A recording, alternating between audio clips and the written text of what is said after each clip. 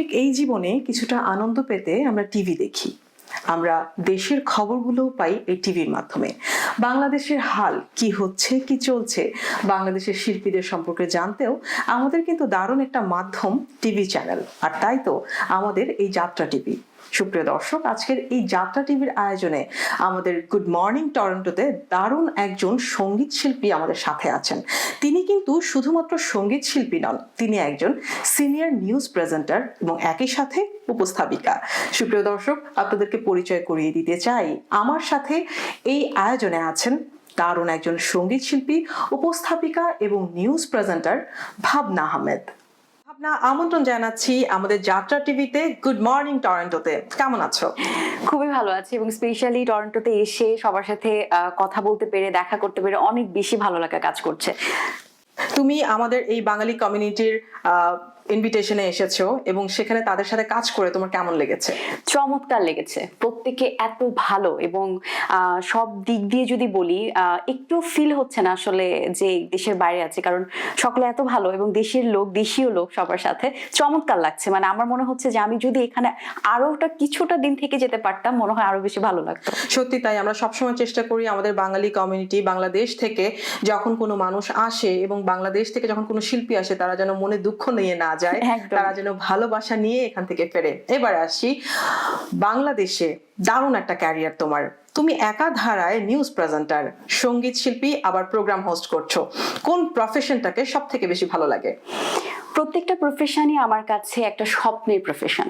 আসলে মানুষ বলে যখন শখের প্রফেশনটা বাই প্রফেশন হয়ে যায়, বা শখের কাজটা যখন বাই প্রফেশনালি মানুষ নিতে পারে, তখন ভালো লাগা মানে কষ্ট সবকিছু কেন জানি স্নান হয়ে যায়, মানে কষ্টটা তখন ফিল হয় না। সো আমি গান করতেও ভালোবাসি, আমি নিউজ প্রেজেন্টেশন করতেও ভালোবাসি, পাশাপাশি উপস্থাপনা হচ্ছে আমার মানে আমার জর্জরিত একটা ব্যাপার। আমি উপস্থাপনা এত পছন্দ করি ছোটবেলা থেকে স্কুল কলেজে সবসময় উপস্থাপনা করে এসেছি, এবং আল্লাহ তাআলার রহমতে দেখা গেছে এটাই আমার প্রফেশন হয়ে গেছে। সো আলহামদুলিল্লাহ। বাহ, দারুণ। স্বপ্ন যখন সত্যি হয়ে যায়, ভালোবাসা যখন স্বপ্নের সাথে একসাথে মিলে যায়, ভালো লাগাটাই আসলে দ্বিগুণ হয়ে যায়। তুমি প্রথমেই নিউজ প্রেজেন্টিং দিয়ে শুরু করেছো তোমার ক্যারিয়ার, সেই জার্নিটা একটু জানতে চাই। আচ্ছা, সো আমার মা খুব পছন্দ করতেন নিউজ প্রেজেন্টেশন। সো সে সবসময় চাইতেন যে আমি অ্যাঙ্কারিং বা প্রেজেন্টেশন এই সেক্টরটাতে যাই। সো আমি ট্রাই করলাম, আমি কোর্স করে ফেললাম, তারপর কোচিং থেকে অ্যাপ্লাই করলাম। লাকিলি আমি চান্স পেয়ে গেলাম এটিএন বাংলার মতো বাংলাদেশের প্রথম স্যাটেলাইট টেলিভিশন, যেখানে আসলে অনেকেই মুখিয়ে থাকে অ্যাপ্লাই করার জন্য এবং চান্স পাওয়ার জন্য, সেখানে চান্স পেলাম। সো স্টেপ বাই স্টেপ প্রথমে শুরু করলাম নিউজ প্রেজেন্টেশন, তারপরে এখন আল্লাহ তাআলার রহমতে এখন সিনিয়র নিউজ প্রেজেন্টার হয়ে গেছি। সো কাজ করছি, ভালো লাগছে।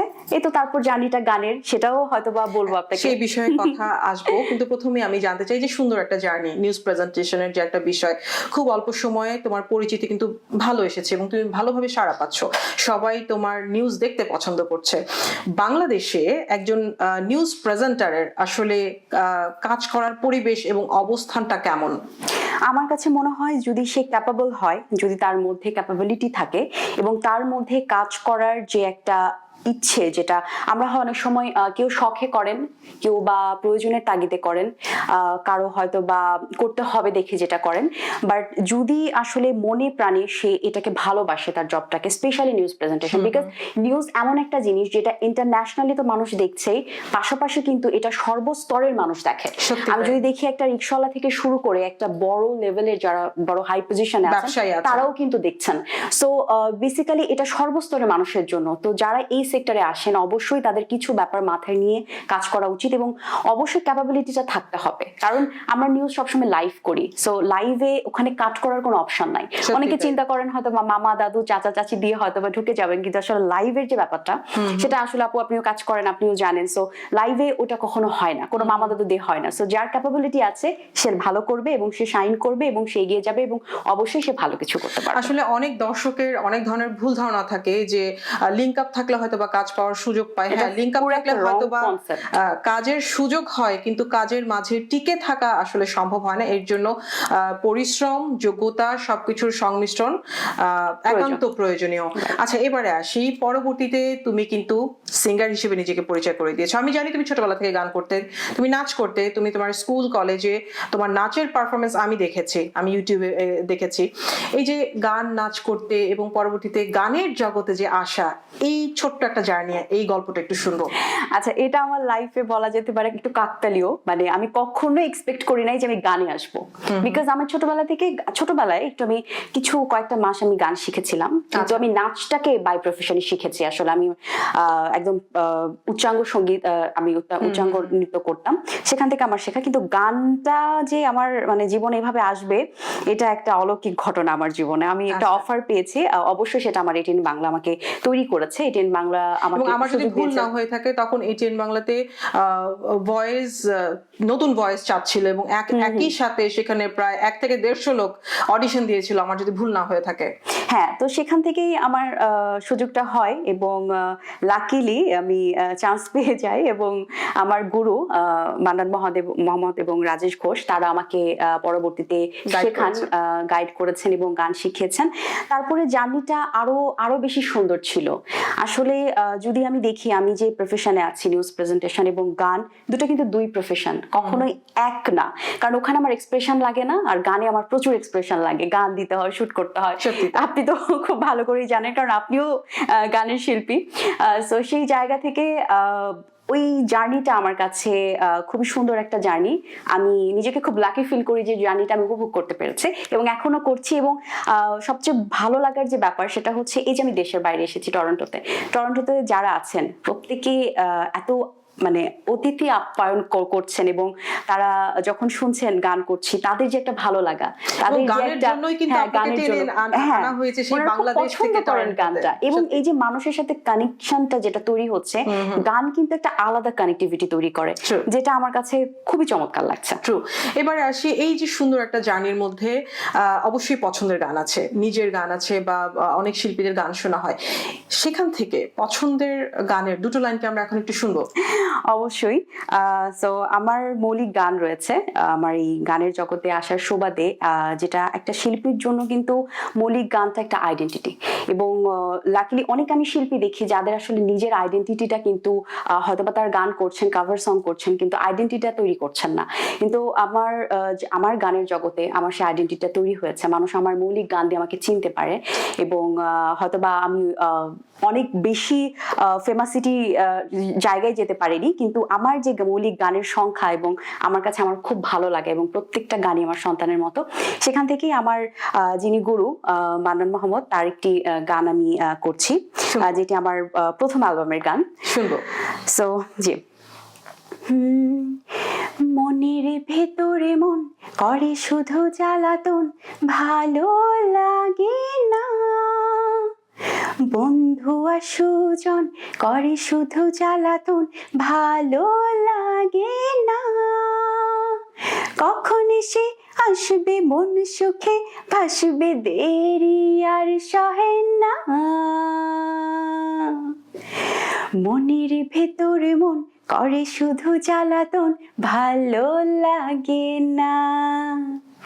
মনের ভেতরে মন করে শুধু জ্বালাতন, ভালো লাগে না। বাহ, দারুণ দারুণ, সত্যিই তাই। মনের ভেতরে মন করে শুধু জ্বালাতন। এই যে যাওয়ার কথা মনে পড়লে আসলে ভালো লাগছে না, যেতে ইচ্ছে করছে না আসলে। তো এই যে যখন স্টেজে উঠলে, যখন এত এত মানুষের সামনে টরন্টোতে গান করলে, কেমন ছিল সেই এক্সপেরিয়েন্স? আমি জানি তুমি আমাদের সাথেই আমরা অনেক শো করেছি সারা পৃথিবীর, প্রায় আমার যদি ভুল না হয়ে থাকে, আমি তো প্রায় 42টা দেশে শো করেছি, তুমি অলমোস্ট 25টা দেশে শো করেছো। তো সেখান থেকে আমি একটু জানতে চাইবো, টরন্টোতে শো করার পরে হোয়াটস ইউর ফিল? আচ্ছা, দেশের বাইরে যে আমরা যে প্রোগ্রামগুলো করি, এখানে তো আসলে অন্যরকমের একটা ভালো লাগা কাজ করে, বিকজ এখানে এই যে বাঙালি আনা যে একটা ব্যাপারটা, ওনারা গান এত পছন্দ করেন, এবং তারা আসলে বাঙালিদেরকে দেখলে যে এতটা ভালো মানে অন্যরকম একটা অনুভূতি, এটা আসলে এক্সপ্লেন কেউই করতে পারে না। যারা আসলে দেশের বাইরে থেকে আসেন এবং দেশীয় মানুষের সাথে দেখা করেন শুধু তারাই বুঝতে পারবেন। সো এই যে অডিয়েন্স যারা থাকেন এবং তারা বাংলা গান শোনার জন্য মুখিয়ে থাকেন, তাদের মাঝে বাংলা গানগুলো দিতে পারা, তাদেরকে শোনাতে পারা, এটা অন্যরকম একটা feelings. So yeah, of course overall সব মিলিয়ে ইজ ওয়ান্ডারফুল। ওয়াও, তুমি বলছিলে যে একজন শিল্পীর আইডেন্টিটি হচ্ছে তার নিজের গান। সত্যি কথা, একজন শিল্পী যত ফেমাস গান করুক না কেন, তার নিজের গান যদি না থাকে শিল্পী হারিয়ে যায়। তো ওই যে তুমি বলছিলে, কিন্তু নিজের গান আসলে দর্শকদের মাঝে পরিচিত হওয়ার বিষয়টা কিন্তু অনেক সময় সাপেক্ষ, সবার লাগ ভালো হয় না বা সবাই অ্যাট এ টাইমে করতে পারে না। তোমার গানগুলোর পরিচিতি কেমন পাচ্ছ এবং দর্শকদের কাছ থেকে তোমার গানগুলোর ভাইব কেমন পাচ্ছ? আচ্ছা, সো আমার কাছে যেটা গানের, যে আমরা যদি এখনকার প্রজন্ম দেখি এবং এখনকার এনভায়রনমেন্ট দেখি, সবাই কিন্তু একটু ভাইরাল ট্রেন্ডের দিকে এগিয়ে যাচ্ছে এবং ট্রেন্ডে একটা ওয়েভে ভাসছে সবাই। সো এইটা কিন্তু আমাদের যদি বলি ইয়াং জেনারেশনের জন্য যতটা না ভালো, যতটা না কম সময়ে পরিচিতি বিল্ড আপ করে, ততটাই কিন্তু একটা ডিফিকাল্ট সিচুয়েশন যে বিল্ড আপ করছে, কিন্তু কেউ আসলে রিয়েলাইজ করছেন না। সো এই যে আমার কাছে মনে হয় একটা শিল্পীর জন্য কোয়ান্টিটির থেকে কোয়ালিটিটা অনেক বেশি ইম্পর্ট্যান্ট। আমার গানের হচ্ছে হয়তোবা কোয়ান্টিটি কম, কিন্তু আমার কাছে মনে হয় আমি গান অল্প করি, কিন্তু আমার মনের মতো একটা গান, বা আমার গুরু যে গানটি চিন্তা ভাবনা করে তৈরি করে সুরকার গীতিকার মিলিয়ে সবকিছু মিলিয়ে যে একটা গান আমাকে উপহার দিয়েছেন, এবং সেই গানটা আমি আমার মন দিয়ে, আমার মানে সর্বোচ্চটা দিয়ে যে তাদেরকে দিতে পারছি এবং দর্শকদেরকে উপস্থাপন করতে পারছি, এটাই আমার কাছে অনেক ভালো লাগার বিষয়। এবং আমার যারা দর্শক আছেন, হয়তোবা আমি বলবো না যে আমি অনেক বেশি ফেমাস, বাট আমার যে দর্শকগুলো রয়েছেন তারা আমাকে ভালোবাসেন, তারা আমাকে চান, এবং তাদের কাছ থেকে খুব ভালো ভালো রিভিউ আমি পাই। মানে এটা আসলে ইন্সপায়ার করে যে তুমি ট্রেন্ডে ভাসতে চাচ্ছ না, তুমি ভাইরালে যেতে চাচ্ছ না, কিন্তু তোমার গান দিয়ে যেন দর্শক তোমাকে অনেক বছর মনে রাখেন, এটাকেই তুমি বেশি প্রায়োরিটি দিচ্ছ। That's very nice. অনেক অনেক শুভকামনা থাকবে এই বিষয়ে। আরো একটা বিষয়ে আসি, যে আমি জানি না তুমি জানো কিনা, আমাদের টরন্টোতে বাংলাদেশের একটা কমিউনিটি আছে, বাংলা কমিউনিটি, এবং সেই কমিউনিটি কিন্তু সব সময় বাংলাদেশি মানুষের কথা বলে। টরন্টোতে যারা যত বাংলাদেশি আছেন, যারা কষ্টে আছেন, ভালো আছেন, খারাপ আছেন, সেই বিষয়গুলো তুলে ধরার চেষ্টা করে আমাদের এই যাত্রা টিভির মাধ্যমে। তুমি এসেছো, তুমি জেনেছো, এবং তুমি এখন এই মুহূর্তে আমাদের সাথে আছো। এই যাত্রা টেলিভিশনকে নিয়ে তোমার কি ধারণা এবং কি বলার আছে? আমার যাত্রা টিভি নিয়ে অনেক, আমি যখন যাত্রা টিভির কথা শুনেছি এবং আমি যখন থেকে জানতে পেরেছি, আমার কাছে মনে হয় এটার যে একটা ফিউচার, যেমন আমরা যদি এখন দেখি বাংলাদেশে এবং ওয়ার্ল্ড ওয়াইজ অনেক টিভি চ্যানেল তৈরি হয়েছে, কিন্তু সব টিভি চ্যানেল কিন্তু স্ট্যাবলিশ যে একটা সিচুয়েশন বা স্ট্যাবল একটা সিচুয়েশন কিন্তু বিল্ড আপ করতে পারছেন না, থাকছেন আবার হারিয়ে যাচ্ছেন। কিন্তু যাত্রা টিভি থেকে সেই সম্ভাবনাটা দেখি, এবং যাত্রা টিভি যারা কাজ করছেন এবং যারা আছেন, প্রত্যেকের সাথেই মোটামুটি আমাদের সাক্ষাৎ হয়েছে, কথাবার্তা হয়েছে, প্রত্যেকেই খুবই কাজের দিক দিয়ে খুব ফোকাসড, এবং তারা খুব মানে একটা হয় ডেডিকেটেড। তাদের মধ্যে কিভাবে কাজটা সুন্দরভাবে করা যায়, কিভাবে আরো ভালো করে এটা রিপ্রেজেন্ট করা যায়, এই ব্যাপারগুলো হয়তো বা অনেক চ্যানেলে নেই, যেটা আমরা যখন এখন আমরা তো বিভিন্ন জায়গায় কাজ করছি। সো কিন্তু যাত্রা টিভিতে সে ব্যাপারটা আছে, এবং যাত্রা টিভিতে আরো ভালো কিছু দর্শকদেরকে উপস্থাপনা করা বা রিপ্রেজেন্ট করার একটা ইচ্ছা আছে। তো সেই ইচ্ছেটা একটা চ্যানেলের থাকাটা খুব দরকার। সে কারণে আমার মনে হয় এটার আগামী প্রজন্ম মানে আগামী ফিউচারটা অনেক বেশি উজ্জ্বল। সত্যি তাই। সুপ্রিয় দর্শক, যাত্রা টিভি কিন্তু টোটাল নর্থ আমেরিকাকে কভার করছে, যা টরন্টো থেকে সম্প্রচারিত। আপনাদের আবেগ, আপনাদের অনুভূতি, আপনাদের খারাপ লাগা, আপনাদের অবস্থান সম্পর্কে যদি আমাদেরকে জানাতে চান, আমাদেরকে লিখুন। আমাদের ইমেইল অ্যাড্রেস jatraTelevision@gmail.com। আমরা আপনাদের অবস্থানটুকুকে তুলে ধরবো সারা বিশ্বের দরবারে, কারণ আপনাদের ভালো লাগা, খারাপ লাগা আমাদেরকে দেখতে হবে, আমাদেরকে জানতে হবে, কারণ আমরা সবাই বাংলাদেশি, এবং বাংলাদেশিরা যদি কষ্টে থাকে আমাদের খারাপ লাগবে। আর আমাদের মাধ্যমে যদি কোনো বাংলাদেশি ভালো অবস্থানে যেতে পারে, তাহলে আমাদের ভালো লাগা। এবারে আসি, সেই সাথে তুমি কিন্তু প্রোগ্রাম প্রেজেন্টার, তুমি কিছু দারুণ প্রোগ্রামের হোস্ট হিসেবে কাজ করছো। এই প্রোগ্রাম প্রেজেন্টিং কেমন লাগছে? আচ্ছা, আরেকটা বিষয় যেটা হচ্ছে, আমি কিন্তু নিউজ প্রেজেন্টেশন হওয়ার আগে থেকে প্রোগ্রাম প্রেজেন্টার। আমি আইটিজোন প্রোগ্রাম করতাম আগে, আমাদের এটিএন বাংলাতেই হয়ে থাকে সেটা। সো সেখান থেকে কিন্তু আমার নিউজে আসা। অনেকে হয়তো জানে আমি নিউজ দিয়ে শুরু করেছি, বাট আমার প্রোগ্রাম প্রেজেন্টেশন দিয়েই আমার আসলে জার্নিটা আচ্ছা। শুরু, এবং স্কুল কলেজে তো সবাই টুকটাক করেছে, তখনকার একটা অনুভূতি অন্যরকম ছিল, এখন টিভি স্ক্রিনে কাজ করার অনুভূতি অন্যরকম। সো এই প্রোগ্রামটা করছি আমি, প্রোগ্রাম প্রেজেন্টেশনের যে ব্যাপারটা থাকে, দর্শকদের কাছে আসলে আমরা সবসময় দর্শকরা এক্সপেক্ট করে যে তাদের কাছে আমরা সবচেয়ে পছন্দের কোনো গেস্টকে নিয়ে আসবো এবং তাদের মন মতো একটা এন্টারটেইনমেন্ট কোনোভাবে আমরা কোনো প্রোগ্রামকে উপস্থাপন করব। তো সেই ব্যাপারটা আমরা করার চেষ্টা করি এবং দর্শকদের মনে রাখার চেষ্টা করি, সেভাবে কাজ করে যাচ্ছি। আচ্ছা, স্টেজে যখন কাজ করো, হ্যাঁ, স্টেজ কেমন লাগে? অসাধারণ লাগে, অসাধারণ লাগে। এটা এক্সপ্লেন করার মতো না, কিন্তু দর্শকদের যে একটা মানে রিয়াকশনটা, হ্যাঁ রিয়াকশন, একটা ভাইব, তারা একটা গান বলছে, আমরা গান বলছি, বা তাদের সাথে একটা কমিউনিকেশন, দর্শকরা কি চাইছেন, আসলে দর্শকরা এখন কি নাচ দেখতে চাইছেন নাকি আসলে গান চাইছেন, বা দর্শকরা আসলে কি প্যাটার্নের এখন চাইছেন, শিল্পী কি প্যাটার্নের চাচ্ছেন, এই পুরো ব্যাপারটা অর্গানাইজেশন একটা কম সময়ের মধ্যে, খুব একটা সময় কিন্তু বেশি না, আসলে একটা প্রোগ্রাম কয় ঘন্টা হয়, 2-3 ঘন্টা, হ্যাঁ ম্যাক্সিমাম। সো সেই জায়গা থেকে তাদের সাথে অল্প সময়ের যে কমিউনিকেশন এবং তাদের যে একটা চাহিদা, আমরা তাদেরকে দেখছি, এইটা অন্যরকম একটা ব্যাপার। সত্যি তাই, আসলে এই ফিলিংস গুলো এবং দর্শকদের চাহিদা একমাত্র খুব কাছ থেকে বোঝা যায়, জানা যায় স্টেজের মাধ্যমে। আর একজন শিল্পীর সব থেকে দারুণ জায়গাই হচ্ছে স্টেজ, সে তার নিজেকে ভার্সেটাইল হিসেবে পরিচয় করিয়ে দিতে পারে। আচ্ছা, বর্তমান সময়ে কিন্তু একটা ট্রেন্ড চলছে ম্যাশআপ, এবং বর্তমান সময় আরো একটা ট্রেন্ড চলছে যেটা হচ্ছে আমরা বলি যে ফিউশন। আমরা কিন্তু দেখেছি তুমি ম্যাশআপ করো এবং ম্যাশআপ করছো, এইটা নিয়ে দর্শকদের প্রতিক্রিয়া কি পাচ্ছ? আচ্ছা, দর্শকদের মধ্যে যেটা হয়, আমরা গানের ক্ষেত্রে যেটা দেখি, স্পেশালি এখন যে জেনারেশনটা আমরা করছি, আমরা তো জেনজি জেনারেশন, আমাদের পরের জেনারেশন আলফা জেনারেশন, যেটা খুব একটু অধৈর্যশীল একটা generation, but they are very talented. So তাদের মাঝে আমরা চাই কম সময়ের মধ্যে, এখন কিন্তু মানুষ আসলে কম সময়ের মধ্যে বেশি এন্টারটেইন চায়। সো একটা গানের ডিউরেশন হয় 3 থেকে 4 মিনিট, আর আমি যদি দর্শকদেরকে সেই গানের মেইন ভাইব গুলো না দিতে পারি, কেন যেন অপূর্ণতা থেকে যায়। আর সেই জন্য কিন্তু আসলে একটা সম্পূর্ণ একটা গান শুনতেও এখন আগ্রহ বোধ করেন না। সেই জায়গা থেকে ম্যাশআপ গুলো কিন্তু সবসময় দর্শকদেরকে আসলে তাদের ইচ্ছেটা ফুলফিল করতে পারে এবং অল্প অল্প গান দিয়ে তাদেরকে আরো বেশি এন্টারটেইন করা যেতে পারে। সো এটা একটা বিষয়। এবং ফিউশনের যে ব্যাপারটা, আমার কাছে এটা খুবই ভালো মনে হয়, কারণ আমাদের পুরনো যে গানগুলো, যে ঐতিহ্য, আমাদের যে গানের স্বর্ণময়ী একটা সময়ের গানগুলো, সেগুলো কিন্তু দিন দিন হারিয়ে যাওয়ার জায়গা থেকে বেঁচে যাচ্ছে, সেগুলো কিন্তু আর হারিয়ে যাচ্ছে না। দর্শকরা সেগুলো আবার নতুন নতুন করে আসলে পাচ্ছেন, নতুন ভাইবে পাচ্ছেন, নতুন নতুন মিউজিক অ্যাড হচ্ছে, রিমিক্স তৈরি হচ্ছে। সো এটা একটা দারুণ ব্যাপার আমার কাছে মনে হয়। অনেকক্ষণ ধরে কিন্তু আমরা একটানা গল্প করে যাচ্ছি, সেই কখন একটা গান শুনলাম, তারপর আবার একটা গল্পের এই সময়টাতে আরো একটা গান শুনবো, কোন গানটি থাকবে আমাদের জন্য?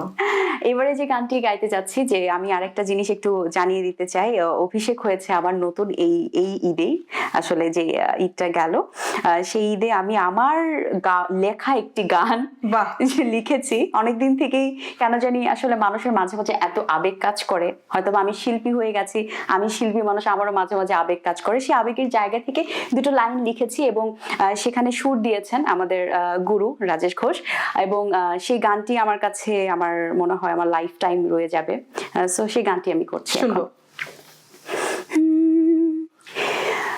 বলেছিলে তুমি সঙ্গে রবে আমার, তবু কেন ছেড়ে গেলে একা করে, ফিরবে জানি আবার বাঁচিয়ে আশায়, তুমি ছাড়া একা একা থাকি কি করে, আমি বারে বারে ফিরে পেতে চাই, তোমায় চাই, আমি সারাটা জীবন ধরে তোমার থাকতে চাই, আমি বারে বারে ফিরে পেতে চাই, তোমায় চাই, আমি সারাটা জীবন ধরে তোমার থাকতে চাই।